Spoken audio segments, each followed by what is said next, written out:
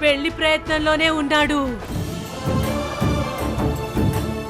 ఖచ్చితంగా రాబోయే పెళ్లి ముహూర్తంలో మీ అబ్బాయి పెళ్లి జరుగుతుంది.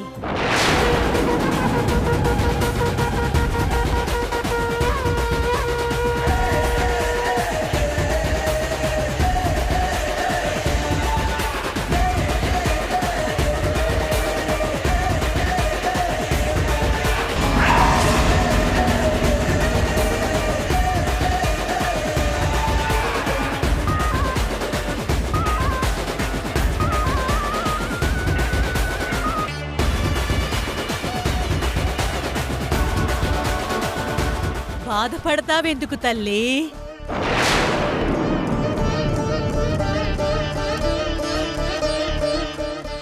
తల్లిని నేనున్నాను కదా.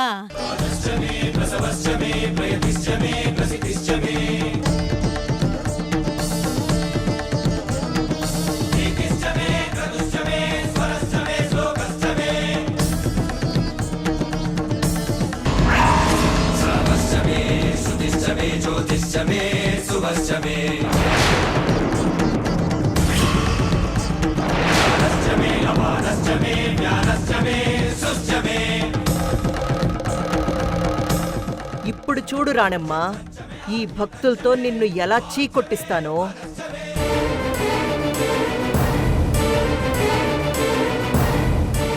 నా బాధ నా గురించి కాదు తల్లి. ఆ అమ్మవారిని అడిగినా, అమ్మవారు ఆవహించిన మిమ్మల్ని అడిగినా నాది ఒకటే ప్రశ్న, నా పిల్లలు నాకు కావాలి. నీ పిల్లలు చాలా అదృష్టవంతులు తల్లి. నువ్వు కూడా చాలా అదృష్టవంతురాలివి.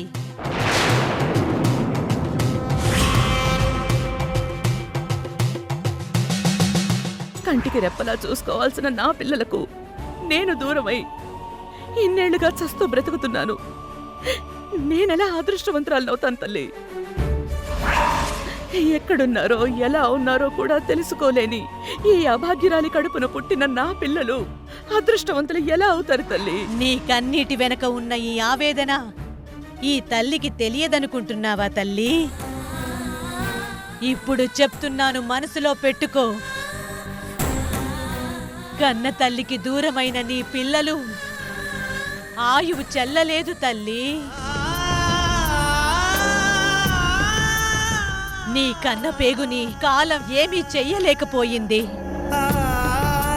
కాలి దెబ్బకు తగిలిన విత్తనాల్లా నువ్విక్కడా వాళ్ళక్కడా పడిపోయినా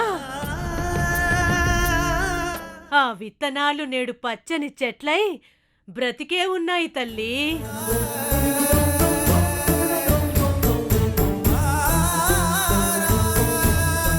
తల్లిని చెప్తున్నాను, వినుకో. నీ పిల్లలు నిండు నూరేళ్ల ఆయుష్తో బ్రతికే ఉన్నారు.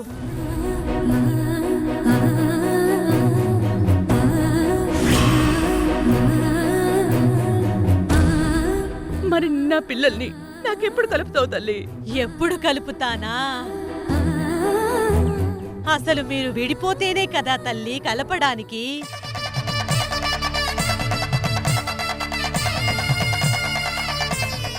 నువ్వు అడుగులు వేసే దారిలోనే వాళ్ళు నడుస్తున్నారు.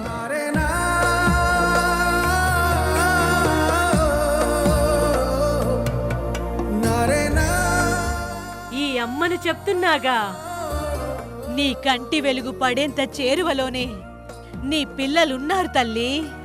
తల్లి ఎక్కడున్నారు తల్లి? నా పిల్లలు ఎక్కడున్నారు? తొందరెందుకు తల్లి?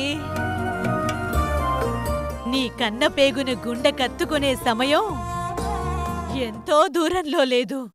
కాస్త ఓపిక పట్టు చాలు.